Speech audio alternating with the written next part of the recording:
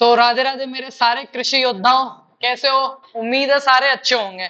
जो हमने BSc agriculture honours के सेकंड सेमेस्टर के लिए जो सीरीज चालू कर रखी थी, उसमें अपन पढ़ रहे थे plant pathology, fundamentals of plant pathology, या जिसे कह सकते हैं अपन की principles of plant pathology. Basic basic चीजें पढ़नी थी। उसका लेक्चर फर्स्ट हमने बहुत अच्छे से कवर किया था, जिसमें हमने क्या क्या देखा था। अकॉर्डिंग टू 16 कमेटी, जो न्यू सिलेबस आपका है बेटा, ऑल इंडिया प्राइवेट, सरकारी, गवर्नमेंट, यूनिवर्सिटी, कॉलेज, एफिलेटेड, कोई इसी में वो ऑल इंडिया सेम चीज फॉलो हो रही है।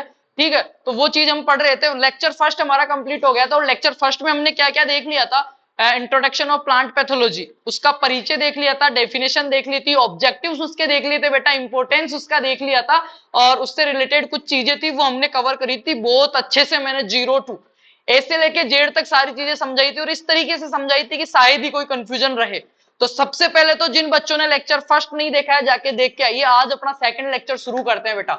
16 कमेटी रिपोर्ट के हिसाब से आपका आईसीआर का जो सिलेबस है, उसी का सेकंड लेक्चर। एक बार सिलेबस में आपको बता देता हूं। आपका जो चल रहा है course 3 credit 2+1 fundamentals of plant pathology, इसके ऑब्जेक्टिव से ये थ्योरी है। Introduction to plant pathology, concept of disease in plants, ये हमने कर लिया था। आज जो अपन सेकंड लेक्चर में पढ़ेंगे वो क्या पढ़ेंगे, बहुत इंपॉर्टेंट है। आपके सिर्फ कॉलेज के थ्योरी पेपर के लिए ही नहीं, आप जो भी आगे फ्यूचर में पेपर दोगे उसके लिए बहुत ज्यादा इंपॉर्टेंट है। यहां से 2 क्वेश्चन कंफर्म है। और आपका जो मिड एग्जाम होता है, जिसमें ऑप्शनल क्वेश्चन आते हैं, वहां पे भी 3 से 4 प्रश्न यहाँ से महत्वपूर्ण आने वाले हैं। History of plant pathology with special reference to Indian scientist, ये जो है आपका लेक्चर सेकंड बेटा, ये अपन आज कवर करेंगे। और इतने प्यार प्रेम से अच्छे से मैटर लेके आया हूं मैं, हैंड रिटन नोट्स से मेरे खुद के, उनसे अपन कंप्लीट करेंगे। तो जाके फर्स्ट लेक्चर देख लो, नहीं देखा है तो तब ही सेकंड शुरू करना, प्लेलिस्ट में आपको मिल जाएगा। चलो भाई करते हैं शुरू। History of plant pathology. Plant pathology क्या होता है, कहां से शब्द आया, किन वर्ड से मिलकर बना हुआ है, फादर कौन है, इंडिया में कौन है, वर्ल्ड में कौन है, ऑलरेडी डिस्कस कर चुके हैं। आगे चलते हैं अपन। सबसे पहले देखते हैं हिस्ट्री के अंदर जो महत्वपूर्ण चीज है, आयरलैंड में अकाल। कहां पे बेटा, आयरलैंड में अकाल। इसको क्या बोलते हैं, आयरिश फेमाइन भी बोलते हैं। आयरिश फेमाइन कब हुआ था, 1845।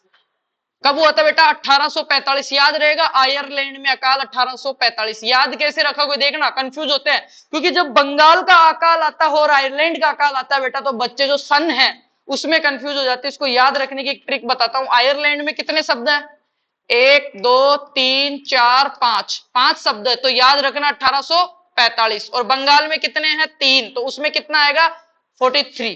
ठीक है, अभी अपने को याद रखना है 5 शब्द, याद रहेगा ना। आयरलैंड, आयरिश फेमाइन कब हुआ था, सबसे महत्वपूर्ण है आपके सन। तब से लेके आज तक पैथोलॉजी बढ़ती ही जा रही है, पैथोलॉजी की इंपॉर्टेंस बढ़ती जा रही है, इसमें रिसर्च बढ़ता जा रहा है, इसका स्कोप बढ़ता जा रहा है। ये सबसे पहला इंसिडेंट था, पहली ऐसी घटना थी कि आयरलैंड में अकाल पड़ा। देखो एक चीज मैं समझाता हूं, किसी चीज की अपने को जरूरत कब पड़ती है, इस ब्रांच के बाद, इस अकाल के बाद, इस इंसिडेंट के बाद ही प्लांट पैथोलॉजी का ओरिजिन हुआ था। कोई चीज निर्माण कब करते हैं, जब अपन को उसकी कमी महसूस होती है, उसकी जरूरत पड़ती है। उससे पहले लोगों को पता ही नहीं था कि ऐसी भी कोई ब्रांच है जिसमें पादप के रोगों का अपन क्या करते हैं, अध्ययन करते हैं, स्टडी करते हैं, मैनेजमेंट करते हैं, कंट्रोल करते हैं। नहीं पता था, क्योंकि इतनी ना तो अपने को सप्लाई डिमांड जो समझते हो ना, इतनी जरूरत नहीं थी। रोग लग गया 2 बीघा में अपने फसल लगाई, रोग लग गया, आधा बीघा नष्ट हो गई, 1.5 बीघा से भी अपनी पूर्ति हो रही थी, तो इतना गौर हमने किया ही नहीं कभी कि ये चीज क्या है, कि ये पौधा क्यों नष्ट हुआ। कितना गौर किया ही नहीं, इतनी टेक्निक्स नहीं थी, इतना नॉलेज नहीं था। पर जब धीरे धीरे ये चीजें हाई लेवल पे होने लगी, हमने इतनी फसल लगाई, सारी की सारी नष्ट हो गई, खाने के लिए कुछ बचा ही नहीं, तब अपने को जरूरत पड़ी कि यार क्यों ऐसा क्यों हुआ, क्यों खत्म हो गई, रीजन क्या है इसके पीछे। तब एक चीज निकल के आई कि यार ये जो चीज हो रही है इसको बोलते हैं रोग, और उस रोग के बारे में अध्ययन करते हैं, उसको बोलते हैं रोग विज्ञान।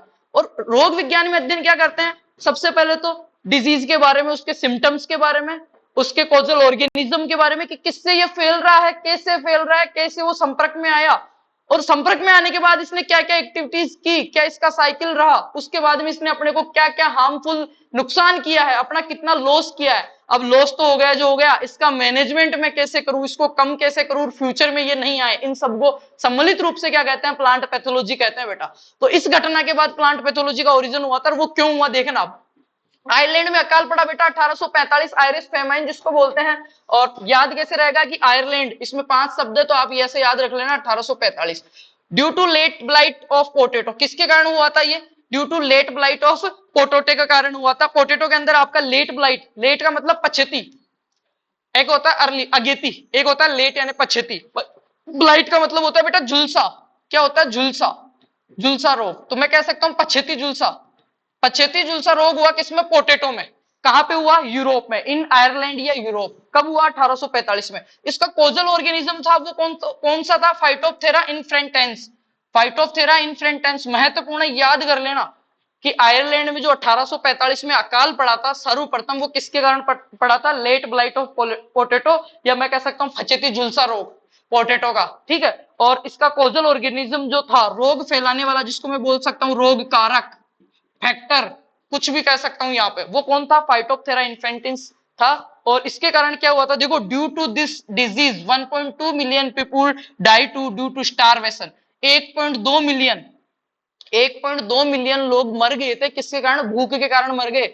जब इतने लोग मरे, वैश्विक स्तर पे ये महामारी हुई, तब लोगों को समझ में आई कि यार ऐसा क्या पोटेटो में हुआ कि सारा का सारा ही नष्ट हो गया। तब समझ में आया कि रोग लग रहा है, उस रोग का नाम है लेट ब्लाइट ऑफ पोटेटो, पछेती झुलसा। और वो किसके कारण होना? अब याद कैसे रखोगे? देखो, पछेती पै आ रहा है ना, फै फै, फचेती या पै, फचेती तो फाइटोप्थेरा।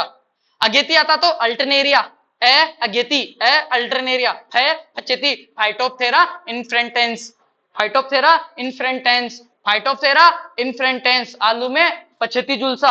1845 आयरलैंड या आपका आयरलैंड में अकाल या आयरिश फेमाइन के नाम से जाना जाता है। और क्या हुआ था? 1.2 मिलियन लोग मर गए थे, भूख के कारण मर गए थे। अब सबसे महत्वपूर्ण जो लाइन है वो यहाँ पे है बेटा, सबसे महत्वपूर्ण लाइन है वो यहाँ पे है, समझना इस चीज को।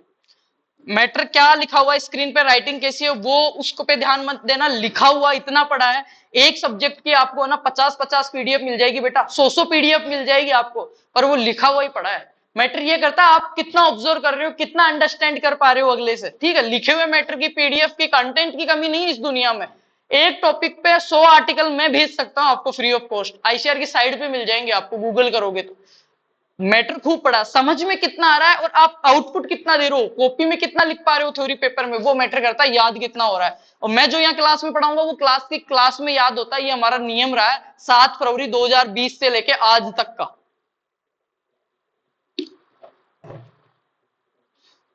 आगे देखो, ड्यू टू दिस इंसिडेंस, इस घटना के बाद branch of plant pathology originate.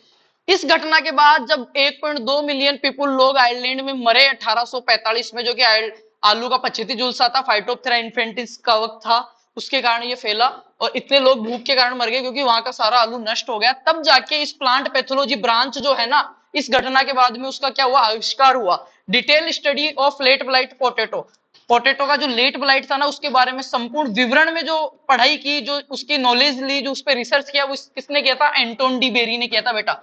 Anton de berry ने क्या किया? 1845 में जो आलू में रोग लगा उसकी डिटेल स्टडी की, और इसी कारण से प्लांट पैथोलॉजी जो ब्रांच है उसका ओरिजिन हुआ। और प्लांट पैथोलॉजी ब्रांच का फादर किसको कहा गया? एंटोन डी बेरी को कहा गया। किसमें कहा गया बेटा? वर्ल्ड में कहा गया। विश्व के अंदर अगर बात करूं मैं, एंटोन डी बेरी क्या है? पादप रोग विज्ञान का विश्व में जनक कहलाता है। पादप रोग विज्ञान का जनक एंटोन डी बेरी। क्यों कहलाता है? इसका रीजन आज समझ में आया होगा। सर्वप्रथम 1845 में रोग लगा था आयरलैंड में, फाइटोप्थेरा इन्फेंटिस, लेट ब्लाइट ऑफ पोटेटो, जिसके ऊपर सबसे ज्यादा रिसर्च किया था। उसका मैनेजमेंट, उसका फैक्टर, उसका कोजल ऑर्गेनिज्म, सारी चीजें किसने बताई थी? एंटोन डी बेरी ने। इसलिए इसको क्या कह दिया? वर्ल्ड के अंदर फादर ऑफ प्लांट पैथोलॉजी कह दिया। उसके बाद में अपने इंडिया वाले कौन से पीछे थे? ईजे बटलर भाई साहब आगे, ये बन गए भारत के अंदर क्या? भारत के अंदर प्लांट पैथोलॉजी का जनक कौन बन गया? ईजे बटलर भाई साहब बन गए। आगे बात करते हैं, एक चीज कंप्लीट हुई। दूसरा अपना डिजीज पढ़ते हैं अपन, थ्योरी जो पढ़ रहे हैं उसमें, हिस्ट्री जो पढ़ रहे हैं उसमें। दूसरा डिजीज कौन सा रहता है अपना? Coffee leaf rust. Coffee leaf rust ये कब हुआ? 1845 के बाद में बेटा अपन सीधे आ जाते हैं 1875 में आ जाते हैं, 75 में आ जाते हैं, 1875 में आ जाते हैं। एपिडेमिक के रूप में ये फैला था कहां पे? शिलोंग या श्रीलंका के अंदर। शिलोंग श्रीलंका में जो है वहां पे आया, क्या आया? कॉफी लीफ रस्ट आया। कौन सा है बेटा? कॉफी लीफ रस्ट आया। कब आया? 1875, 1875 के अंदर कॉफी लीफ रस्ट आया, एपिडेमिक के रूप में आया। सिलोंग, एक एपिडेमिक क्या होते हैं, जो एक स्पेशल एरिया में आते हैं। नेक्स्ट टॉपिक जो अपना रहेगा टर्मिनोलॉजी, उसमें मैं सारा पढ़ाऊंगा एपिडेमिक और जो क्या क्या इसकी टर्मिनोलॉजी है पैथोलॉजी की, वो सारी। अभी सिर्फ अपने को इतना याद करना है कि जो कॉफी लीफ रस्ट था 1875 में, सिलोंग एक स्पेशल जगह है, स्पेशल जगह पे जो रोग आता है उसको क्या बोलते हैं, एपिडेमिक, एपिडेमिक बोलते हैं। सिलोंग है वो कहां पे पड़ता है, श्रीलंका में पड़ता है, वहां पे आया था बेटा। और कोजल ऑर्गेनिज्म जो इसका था वो कौन सा था, हेमेलिया वेस्टिकोला, हेमेलिया वेस्टिकोला या हेमेलिया वेस्टिकिस, दो थे, हेमेलिया वेस्टिकोला या वेस्टिकिस, हेमेलिया, हेमेलिया।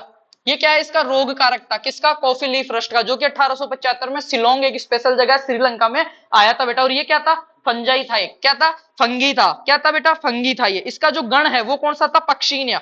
इसका जो गण है, इस फंजाई का गण कौन सा था, पक्षीनिया था बेटा। कौन सा था, पक्षीनिया था। आगे देखते हैं, introduced in India from Sri Lanka. ये जो रोग है वो अपने को परिचय किसने करवाया, श्रीलंका ने करवाया था भाई। श्रीलंका ने रावण का परिचय तो करवाई, साथ में कॉफी लीफ रस्ट का करवाया बेटा। कब करवाया, 1875 में करवाया। हेमेलिया वेस्टिकोला इसका कोजल ऑर्गेनिज्म था, इसका जो ऑर्डर था वो क्या था, पक्षीनिया था बेटा। शिलोंग से ये श्रीलंका से भारत में क्या हुआ, इंट्रोड्यूस हुआ।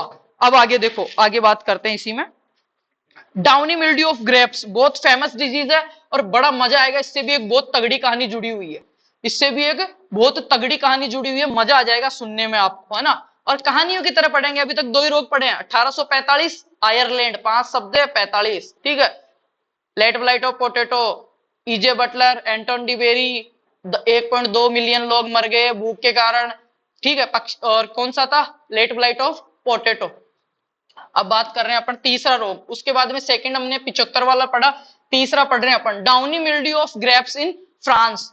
फ्रांस के अंदर एक डाउनी मिल्ड्यू के नाम से रोग है, किसमें बेटा, वाइटिस विनिफेरा। क्या बोले, वाइटिस विनिफेरा बोले तो अंगूर, अंगूर बोले तो ग्रेप्स, अंगूर। जो वाइन आपकी इंडस्ट्री है उसमें यूज होता है बेटा, किण्वन करके, फर्मेंटेशन करके दारू बनाने में यूज होता है अंगूर का। दारू, बियर, बियर में जोका होता है, बार माल्ट कंपनी है कोटपुतली में, उस आसपास है ना, उधर है। तो जो का किण्वन करके जो के रस से बियर बनाई जाती है। लोग कहते हैं बियर दारू में नहीं आती है, पर वो दारू में ही आएगी, ठीक है। Downy mildew of grapes France के अंदर कब, 1878। पहला पढ़ा 1845, 1875, उसके बाद में 1878, सीरियल से पढ़ते आ रहे हैं मेरे बच्चा।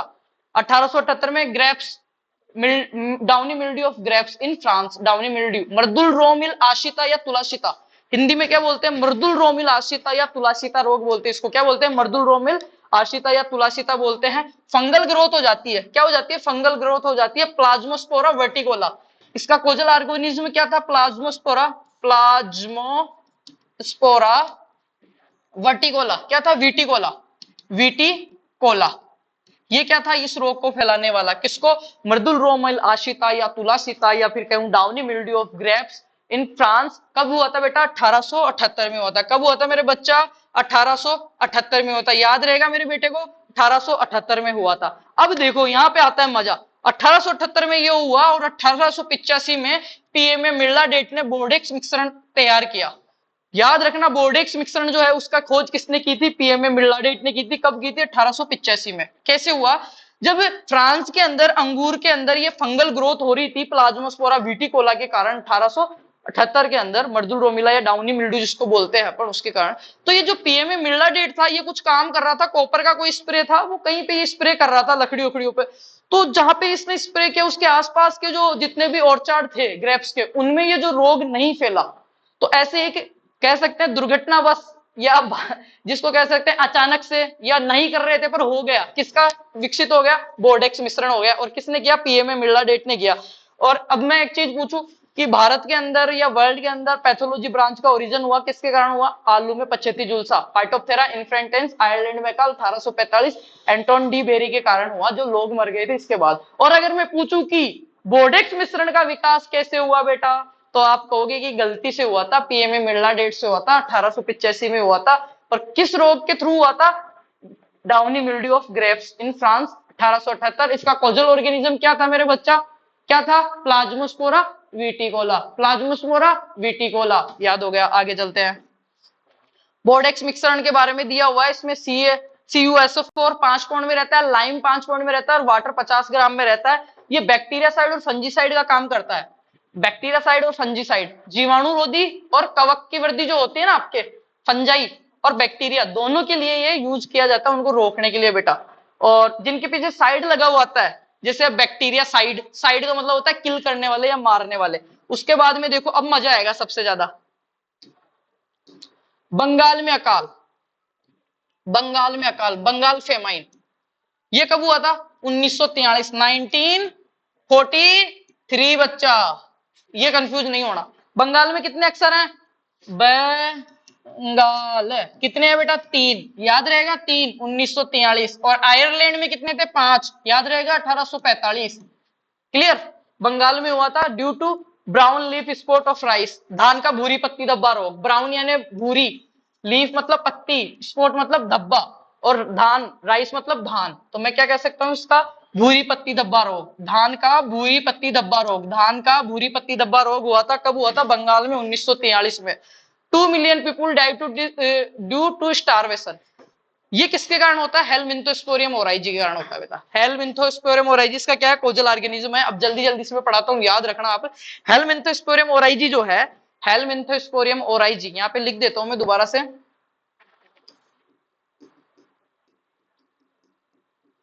हेलमिंथोस्पोरियम ओराइजी, ये क्या है? कोजल ऑर्गेनिज्म है, फैक्टर है, कारक है, पैथोजन है। किसका पैथोजन है बेटा? धान का भूरी पत्ती धब्बा रोग, भूरी पत्ती धब्बा रोग, जो भी कब आया था आपका? 1943 में आया था बेटा। और 2 मिलियन लोग, 20 लाख लोग इसमें मर चुके थे भूख के कारण। आगे बात करते हैं। इन 1944, 1944 में, आगे करता हूं मैं। 1944 के अंदर क्या हुआ बेटा? आपका जो एस वैक्समैन है, सेलमैन वैक्समैन जिसको बोलते हैं, एस वैक्समैन या सेलमैन वैक्समैन जिसको बोलते हैं, उन्होंने क्या किया था? आपका फादर ऑफ एंटीबायोटिक्स भी बोलते हैं इसको। 1944 के अंदर, जल्दी जल्दी से देखते हैं अपन, बड़ा मजा आएगा पढ़ने में आगे। 1944 में एस वैक्समैन ने क्या किया था? Discovered streptomycin. स्ट्रेप्टोमाइसिन की खोज किसने की थी? ध्यान रखना, स्ट्रेप्टोमाइसिन की खोज किसने की थी? 1944 में एस वैक्समैन ने की थी। सेल्समैन वैक्समैन इसको बोलते हैं। जीवाणु को रोगों के लिए था, बैक्टीरिया डिजीज कंट्रोल के लिए था, बैक्टीरियल डिजीज जो होते हैं उनको रोकने के लिए। एक बात बताओ, स्ट्रेप्टोमाइसिन क्या है? एक प्रकार का एंटीबॉडी, सॉरी एंटीबॉडी है, एंटीबायोटिक है। एंटीबायोटिक का फादर भी इसी को बोल जाता है। किसको? एस वैक्समैन को। किसको? एस वैक्समैन को क्या बोला जाता है? फादर ऑफ एंटीबायोटिक्स कहा जाता है। और जो 1944 में खोजा गया एंटीबायोटिक्स था, वो था streptomycin. Not is the first antibiotic. First antibiotic कौन था? पेनिसिलिन, जिसको किसने खोला था? अलेक्जेंडर फ्लेमिंग ने। अपन बात कर रहे हैं रिलेटेड टू एग्रीकल्चर वाले एंटीबायोटिक्स। अगर मैं बात करूं पहला एंटीबायोटिक पूरी दुनिया में, एंटीबायोटिक क्या होती है? सूक्ष्म जीवों से ही तैयार की जाती है और दूसरे सूक्ष्म जीवों की वृद्धि को नष्ट करती है, उनको मारती है, उसको एंटीबायोटिक्स बोलते हैं बेटा अपन। और पहला जो था वो कौन था? पेनिसिलिन था। कौन सा था? पेनिसिलिन था। कौन सा था? पेनिसिलिन था। और पेनिसिलिन की खोज किसने की थी? अलेक्जेंडर फ्लेमिंग ने की थी। बट अगर मैं बात करूं किसकी? स्ट्रेप्टोमाइसिन की, जो कि अपनी क्या है? बैक्टीरियल डिजीज का कंट्रोल करने के लिए यूज की जाती है। तो 1944, 1944 में एस वैक्समैन ने इसको खोजा था। किसने खोजा था? एस वैक्समैन ने इसको खोजा था मेरे बच्चा। आगे चलते हैं। 1966 में Schmeling and Kulka discovered the first कवकनाशी, कार्बोक्सिन। कार्बोक्सिन का नाम सुना आपने? कार्बोक्सिन। 1966, 1966 में दो वैज्ञानिक थे बेटा। कौन सा? Schmeling and Kulka. Schmeling and Kulka, इन्होंने क्या डिस्कवर किया? क्या खोजा? पहला कवकनाशी जो था कार्बोक्सिन। क्या था बेटा? कार्बोक्सिन। कार्बोक्सिन की खोज किसने की थी? स्मेलिंग एंड कुल्का, 1966 में। First systemic fungicide, first systemic fungicide था। और इसका ट्रेड नेम जो है वो क्या है? वीटावैक्स के नाम से मार्केट में मिलता है। वीटावैक्स, वीटावैक्स के नाम से कौन मिलता है? कार्बोक्सिन। और कार्बोक्सिन को खोजा कौन था? स्मेलिंग एंड कुल्का ने। कब खोजा था? 1966 में खोजा था आपके। कब खोजा था? 1966 में खोजा था। आगे बात करते हैं बेटा इंपॉर्टेंट साइंटिस्ट की, जो महत्वपूर्ण वैज्ञानिक है उनकी, और देखते हैं। दिख तो रहा है ना आपको सबको? पहले पहले नंबर पे है Anton de Bary, sorry Anton von Leeuwenhoek. Anton de Bary और ईजे बटलर तो हमने ऑलरेडी डिस्कस कर लिया है। Anton de Bary is the father of plant pathology in world और E J Butler is the father of plant pathology in the India. Okay, बात करते हैं Antony von Leeuwenhoek. He discovered first living cell, कोशिका की खोज। देखो Robert Hooke पढ़ते हो आप, पर मैं बात कर रहा हूं यहाँ पे, उसने तो क्या किया था, बोतल के कॉर्क में मृत कोशिका की खोज की थी, डेड सेल की खोज की थी। पर अगर मैं बात करूं लिविंग सेल की, जीवित कोशिका की खोज सबसे पहले किसने की थी, तो वो की थी बेटा एंटोनी वॉन ल्यूवेनहॉक ने की थी। किसने की थी मेरे बच्चा, एंटोनी वॉन ल्यूवेनहॉक ने की थी। क्या करी थी, he discovered first living cell, और उसको देखा, और लिविंग सेल जो देखी वो कौन था, बैक्टीरिया था बेटा। कौन था, बैक्टीरिया को इसने सर्वप्रथम देखा था, और उसको क्या नाम दिया, एनिमल क्यूल नाम दिया। क्या नाम दिया, animal Kiul, CULE, animal Kiul नाम दिया। सर्वप्रथम जो लिविंग सेल थी बेटा, LIVING, लिविंग सेल, वो किसने देखी थी, आपके एंटोनी वॉन ल्यूवेनहॉक ने देखी थी, और उसको बैक्टीरिया के रूप में देखा था। किसके रूप में देखा था, बैक्टीरिया के रूप में देखा था, और क्या नाम दिया था, एनिमल क्यूल नाम दिया था। और फर्स्ट जो टाइम कोशिका की खोज की थी वो किसने की थी, रॉबर्ट हुक ने की थी बेटा। रॉबर्ट हुक ने डेड सेल में की थी, डेड सेल में, कॉर्क सेल में की थी। अब देखो एंटोनी वॉन ल्यूवेनहॉक ने और क्या क्या काम किया इसकी जिंदगी में। ही डिस्कवर्ड फर्स्ट माइक्रोस्कोप, पहला सूक्ष्मदर्शी जो है वो किसने खोजा था बेटा, पहला सूक्ष्मदर्शी जो है वो किसने खोजा था, एंटोनी वॉन ल्यूवेनहॉक ने खोजा था। और इसको मैं एक और चीज का उपाधि देता हूं मेरे बेटा, एक और चीज की इसको उपाधि देता हूं मैं, वो क्या है, फादर ऑफ माइक्रोबायोलॉजी, सूक्ष्म जीव विज्ञान का जनक किसको कहा जाता है, एंटोनी वॉन ल्यूवेनहॉक को कहा जाता है मेरे बच्चा। इतनी मेहनत कर रहे हैं फ्री ऑफ कॉस्ट आपके लिए, फर्स्ट लेक्चर को भी शेयर करना। इसके अलावा क्या क्या क्लास हो चुकी है, आपका जो कोर्स चल रहा है LPM, live stock and poultry management, है ना, सेकंड सेमेस्टर में, उसके 12 टॉपिक हैं और 10 टॉपिक में ऑलरेडी करा चुका हूँ, 2 टॉपिक आपके उस टाइम करा दूंगा। तो यार 10 लेक्चर वो जाके एक सिलेबस कंप्लीट करो। सेकंड पे पैथोलॉजी आपकी चल रही है। थर्ड नंबर पे आपके एनवायरमेंटल स्टडीज जो है उसके लेक्चर ऑलरेडी रिकॉर्डेड पड़े हैं, 5 लेक्चर बस अपलोड करने की देरी है। एंटो के टीचर ने पूरी तैयारी कर चुका है, एंटो की पूरी क्लासे आ जाएगी। फिर आपके पास एक पर्सनालिटी डेवलपमेंट का बस्ता, वो मैं 1 शॉट क्लास में पेपर के टाइम करा दूंगा। सारे सब्जेक्ट आपके करा रहे हैं। फर्स्ट सेमेस्टर में भी आपके नए सब्जेक्ट थे, हमने पूरा साथ निभाया था। कम्युनिकेशन स्किल्स आपका था, लाइवलीहुड था, उसके अंदर यार लाइवलीहुड जो आपका सब्जेक्ट चल रहा था उसमें हमने जो 1.5 घंटे क्लास ली थी, सिंगल क्वेश्चन बाहर नहीं गया था किसी भी यूनिवर्सिटी का। इतनी मेहनत हम कर रहे हैं तो थोड़ा सा कोऑपरेट आप भी कर सकते हो। वीडियोस को शेयर करो, आपके जो व्हाट्सएप ग्रुप है, टेलीग्राम ग्रुप है, कॉलेजेस के ग्रुप है, उनमें डालो, कमेंट करो प्यारा सा कमेंट। मैं आपसे कोई पैसा वैसा ऐप इंस्टॉलेशन तो मांगता ही नहीं ना यार, किस्त वगैरह, फ्री में पढ़ा रहा हूँ, आप पढ़ा करो। मैं मेहनत कर रहा हूँ मेरे खुद के काम को छोड़ के आपके लिए। एक चीज क्लियर करो, इनके लिए मेहनत नहीं कर रहा हूं मैं। इस क्लास से मेरे को आएंगे 0.2 $0.5, मतलब 18-20 रुपए। 18-20 रुपए का तो शायद ये 2 पंखे, कैमरा, लाइट, सामने LED, laptop, digital board, AC, ये बिल खा जाएंगे बेटा। बिल क्या खा जाएंगे कुछ, ठीक है, छोड़ो वो बातें सब मैं भुगतूंगा। पर आप है ना बस तैयारी करो यार, पढ़ो और बच्चों को भी भेजो। हम पढ़ रहे थे एंटोनी वॉन ल्यूवेनहॉक, जिन्होंने he discovered first living cell, पहली जीवित कोशिका खोजी, बैक्टीरिया के रूप में खोजा एक, और उसको एनिमल क्यूल नाम दिया। पहली जो कोशिका थी वो रॉबर्ट हुक ने खोजी थी, डेड कोशिका थी। और एंटोनी वॉन ल्यूवेनहॉक को ही डिस्कवर्ड फर्स्ट माइक्रोस्कोप, सूक्ष्मदर्शी खोजा, फादर ऑफ माइक्रोबायोलॉजी भी इसको कहा जाता है। आगे बात करते हैं बेटा। दूसरा आता है एंटोन डी बेरी। अब जल्दी जल्दी से पढ़ लेते हैं अपन। सेकंड नंबर पे अपने पास आता है एंटोन डी बेरी आता है। कौन आता है मेरे बच्चा, एंटोन डी बेरी आता है। अब एंटोन डी बेरी आया तो मैं क्या करूं बेटा, आपको पढ़ाया हुआ आप दोबारा पढ़ लो। Anton de Bary, father of plant pathology in the world, father of modern experiment plant pathology, father of modern experiment, प्रायोगिक, आधुनिक प्रायोगिक पादप रोग विज्ञान का जनक कौन है, Anton de Bary. Father of modern mycology, father of modern mycology, very important है, मॉडर्न माइकोलॉजी का जनक। Father of detail study of late blight of potato 1845, Ireland में अकाल फाइटोप्थेरा इन्फेंटिस कवक के कारण हुआ था, 1.2 मिलियन लोग मर गए थे। और इसी ब्रांच के कारण क्या हुआ था, पादप रोग विज्ञान का विकास हुआ था, इसीलिए इसको जनक कहा जाता है। Discovered heteroecious nature in black stem rust of wheat. Heteroecious nature क्या होता है, ये सारी चीजें आगे जैसे जैसे बढ़ेंगे मैं पढ़ाता रहूंगा। अभी एक लाइन याद करनी है मेरे बच्चा को कि he discovered heteroecious nature of black stem rust of wheat. आगे देखते हैं ट्रम्स कौन कौन सी दी इन्होंने, किसने, आपका जो एंटोन डी बेरी है, उन्होंने कौन कौन सी ट्रम्स दी थी। ट्रम्स बायोट्राफ्स, बायोट्राफ्स की जो ट्रम है बेटा वो किसने दी, इसने एंटोन डी बेरी। उसके बाद में फैकल्टेटिव पैरासाइट्स और फैकल्टेटिव स्पेरोफाइट, ये जो तीन टर्म्स हैं वो किसने दी थी, इनका ओरिजिन, इनका जनक कौन था, आपका एंटोन डी बेरी था। इसके बाद में बात करते हैं पीए माइकेली, महत्वपूर्ण है बेटा पीए माइकेली।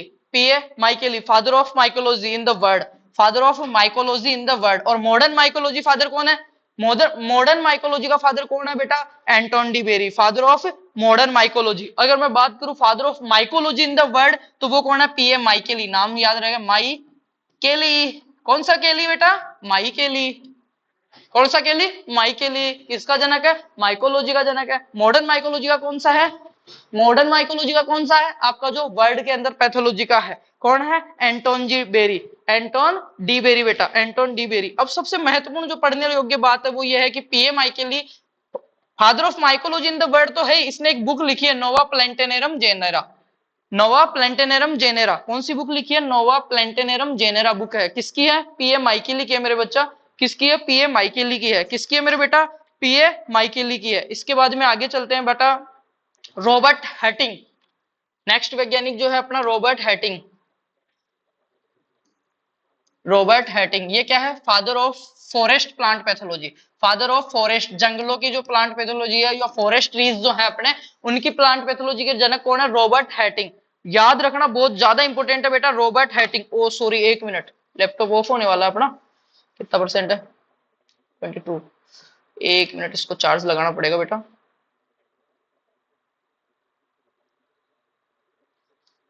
क्लास को चालू रखते हैं, सॉरी मैंने ध्यान नहीं दिया था डिवाइस का। तब तक रिवाइज करते रहो आप, ये मैं रिवाइज करवाता रहता हूँ आपको। क्या father of forest plant pathology कौन है, रॉबर्ट हैटिंग, फादर ऑफ। और आपका मॉडर्न पैथोलॉजी का फादर कौन है बेटा, आपका जो जनक था, कौन था, कौन था भाई, एंटोन डी बेरी था। और अगर मैं बात करूं माइकोलॉजी का वर्ल्ड के अंदर जनक तो वो कौन है, पीए माइकेली है मेरे बेटा, कौन है, पीए माइकेली है मेरे बेटा। लैपटॉप चार्ज लग गया है मेरे बेटा, आगे चलते हैं। एचएम वार्ड, कौन सा वैज्ञानिक आता है, एचएम वार्ड, वार्ड पंच था ये, ठीक है, एचएम वार्ड।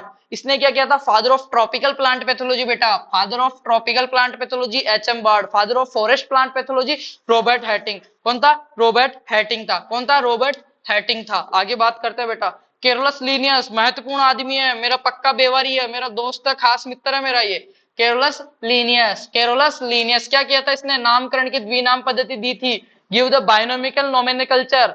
हिज बुक कौन सी थी, सिस्टम नेचेरा, सिस्टम नेचेरा बहुत महत्वपूर्ण है, सिस्टम नेचेरा, सिस्टम नेचेरा।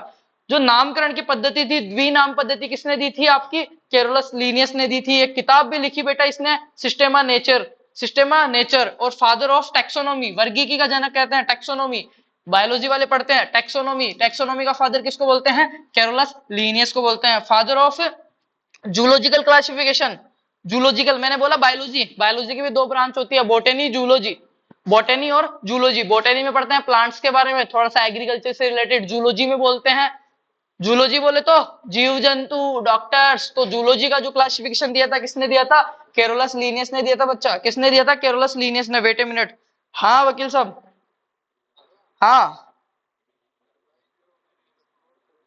हाँ, अरे वो एडिटर ने किया, मैं कहता हूँ मैं क्लास में हूँ, थोड़ी देर में उसको बोलते हैं, आप मैसेज कर दो उसको, उस पेज पे ही कर देगा वो, मैं करता हूँ, ठीक है भाई, ओके थैंक यू, है ना बेटा। आगे देखते हैं अपन। हाँ, केरोलस लीनियस जो मेरा बेवारी था वो क्या क्या करके गया बेटा, नामकरण की द्विनाम पद्धति वो देके गया, बायोनोमिकल कल्चर जो है ना, और सिस्टेमा नेचर बुक लिखा, टैक्सोनॉमी का जनक था, और क्लासिफिकेशन किया उसने, किस कौन सा जूलॉजिकल क्लासिफिकेशन किया।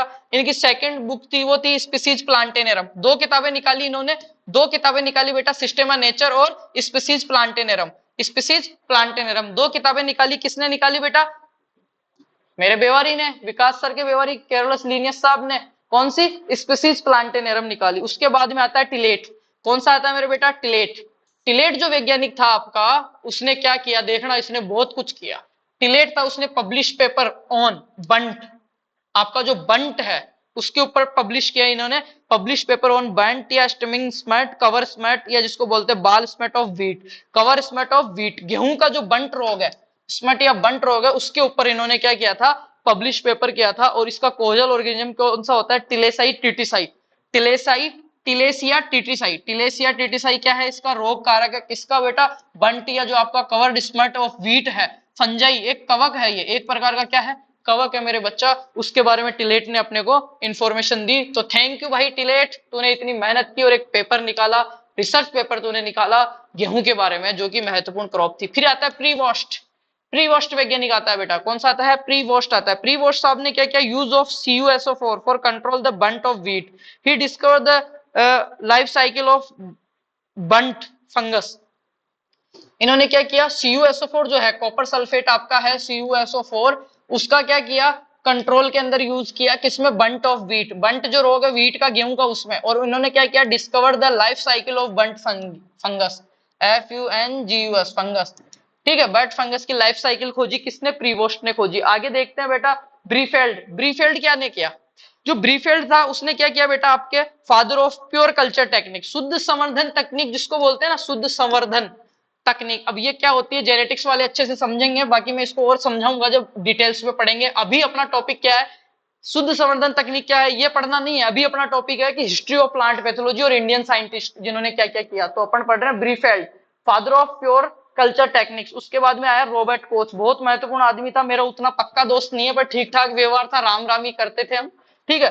रॉबर्ट कोच, रॉबर्ट कोच क्या किया, father of microbiological technologies of bacteriology, father of अपन कह सकते हैं बैक्टीरियोलॉजी फर्स्ट, ठीक है, बैक्टीरियोलॉजी का फादर कह सकते हैं। और सेकंड फादर जो है वो लुईस पास्चर को कहते हैं, और थर्ड जो है ल्यूवेनहोक को कहते हैं। ये मैंने इसलिए दिया है कि ऑप्शन आपके पास आता है कि फादर ऑफ बैक्टीरियोलॉजी, और उसके ऑप्शन में अगर आपको सबसे पहले मिलता है कौन, रॉबर्ट कोच, तो ये आएगा। ये नहीं है तो फिर आएगा लुईस पास्चर, और ये भी नहीं है तो फिर आएगा ल्यूवेनहोक, ठीक है। ल्यूवेनहोक, एंटोनी वॉन ल्यूवेनहोक, पहला सूक्ष्मदर्शी खोजा था, फलाना अटम सटम करी थी इसने, उसके बारे में, ठीक है बेटा। ये हो गए अपने वैज्ञानिक। अब आगे देखते हैं कौन आता है, कोच पास्टुलेट भी होता था, टीजे बुरिल।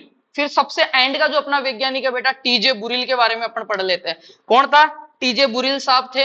ये मेरा दोस्त नहीं था, ये जो वीडियो देख रहा है और जो कमेंट करेगा उसका दोस्त है, जो शेयर करेगा उसका दोस्त है। ये कौन था, टीजे बुरिल साइंटिस्ट थे अपने। टीजे बुरिल 1882 1882 के अंदर टीजे बुरिल साहब ने क्या किया, he discovered first bacterial in plant way first blight of pear. नाशपति का जो दर्द अंगमारी रोग है, नाशपति, पियर का नाम सुना, पियर नाशपति, उसके अंदर इस रोग को खोजा जिसका कॉजल ऑर्गेनिज्म जो था वो क्या था, इर्विनिया एमाइलोवोरा, इर्विनिया एमाइलोवोरा था, इर्विनिया एमाइलोवोरा था, इर्विनिया एमाइलोवोरा, इर्विनिया एमाइलोवोरा। तो ये बेटा मैंने मेरे तरीके से आपके 16 के हिसाब से जितना कवर कर सकते थे, सेकंड लेक्चर कवर करा दिया है, 1 घंटे का फर्स्ट लेक्चर करवाया है, और बहुत जल्द मैं पूरा सिलेबस भी करवा दूंगा मेरे बेटा।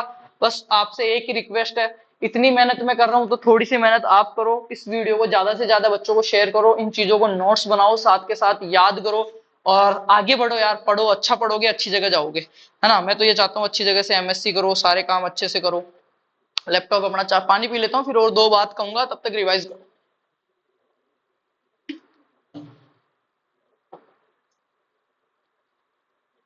ठीक है।